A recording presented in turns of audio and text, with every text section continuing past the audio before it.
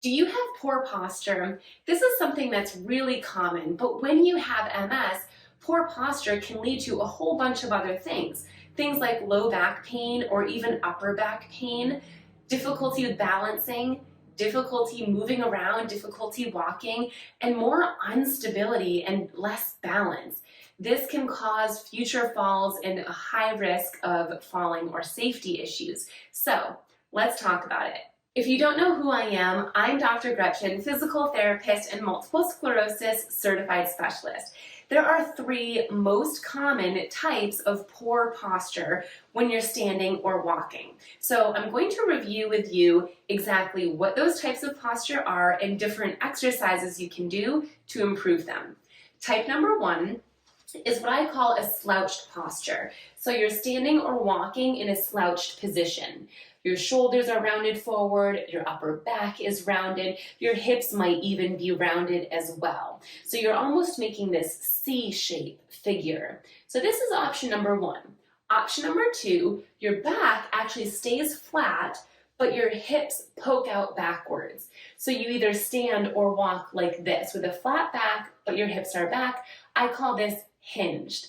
Option number three is a combination of the two. So your hips are back, and you're round. So you're rounded forward, everything's still slouched, but your butt is also backwards. The good news is that there's exercises you can do for this. And the important thing to understand for almost any area of weakness is that oftentimes there's one side of your body that you should be strengthening and another side that you should be stretching. And posture is no different from these. So let's go back to option number one. So let's say you are the slouching type. What this means is that your upper back and middle back are weak, and that's allowing you to slouch forward. In addition to that, the front of your body, specifically your pectoral muscles, are tight, so they are pulling you forward. So to review, we've got weakness in the back and tightness up front. Therefore, exercises that you should do are exercises to strengthen your upper back and to stretch the front. One of my favorite exercises I call shoulder blade squeezes. You're going to sit up tall in the middle or edge of your chair and tighten your abdominal muscles. Then you're going to have your palms facing up and your elbows in line with your rib cage. From here, you're going to squeeze your shoulder blades together. When you do that, your hands will separate. So it looks like this. So open and squeeze your shoulder blades back and relax. Open and squeeze. So you're trying to squeeze those shoulder blades together, almost like you're trying to squeeze a pencil and hold it there between those two shoulder blades.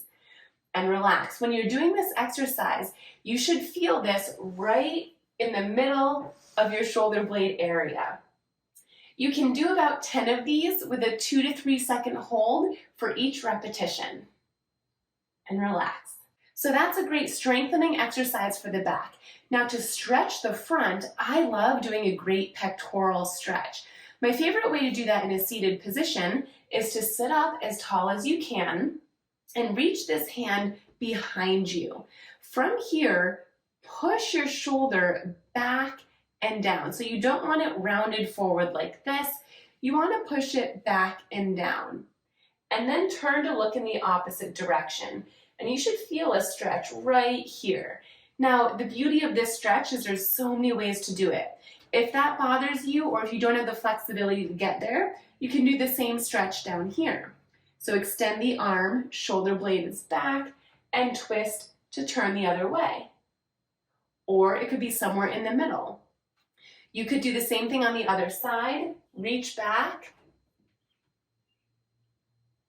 Make sure your shoulder blade is back and down and turn to look the other way. Regardless, you should feel the stretch in the front area of your shoulder. That's where the pectoral muscles are. If you'd rather do this standing, you can absolutely use a doorway and put both of your hands on either side of the door and then lean through, and you'll feel a stretch on both sides. I would hold this stretch for 20 to 30 seconds and do this at least 2 times, if not 3, on each side. Moving on to posture type number 2, if you stand or walk in a hinged position, your back is flat. So this actually is not a rounded back position, meaning it requires different exercises. What a hinged posture demonstrates is weakness on the back side of your glutes and of your hamstrings, and tightness on the inside where your hip flexors are. So exercises that you should do are strengthening exercises for the back and stretching exercises for the front. For the hinged posture, let's actually start with our stretch. So my favorite way to get a seated hip flexor stretch is this one that I'm about to show you. So you're going to plant your feet wide, and then you're going to swivel to one side. So when you do this, one knee falls down towards the floor, and the other foot is on this side of the chair, and you're holding on with your arms for safety. The back of your foot can either be turned down, so your toes are as mine are now, or you can flip them so the top of your foot is on the floor. Regardless, from here, you're going to tuck your hips under.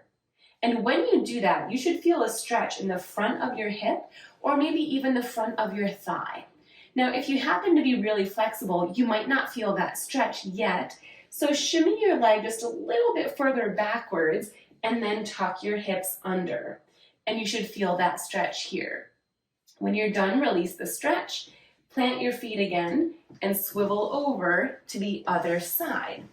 So now the opposite foot is down, knee is facing the floor, tuck your hips under, and you should feel a stretch in the front of the hip and or the front of your thigh. As with the previous stretch, I like to hold for at least 20 to 30 seconds and to do it at least twice on each side. Now, to strengthen the back side of our body, one of my favorite seated exercises is the seated clamshell. So you sit at the edge of your chair with your feet touching and your knees touching.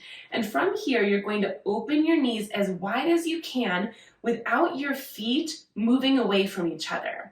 So the instep of your feet should be touching the whole time. Open as wide as you can. And once you're as wide as you can be without your feet rolling, I want you to squeeze your butt muscles, squeeze your glutes, and then relax and close. Open and squeeze your glutes. When you squeeze your glutes, you should feel like you raise about an inch or so up off of the chair, and then relax and close. Open and squeeze, relax and close. This is a great strengthening exercise for your glutes, which is one of the big muscle groups on the back side of our body that we need to be stronger in order to stand up taller. I like to do this exercise about 10 times with a hold for about 2 to 3 seconds for each repetition. If you have the third type of posture, which was the combination where you are hinged and rounded, then you would want to do all of the exercises that we've talked about so far. And if you're not sure exactly what your posture is like, either look in a mirror as you are standing or walking, or ask a friend or family member to tell you what they see when they watch you walk. Now, of course, this is just a sampling of the different types of exercises possible for you to improve your posture. If you're looking for more, consider checking out my online MS Wellness program, The Missing Link, or my Total Core program.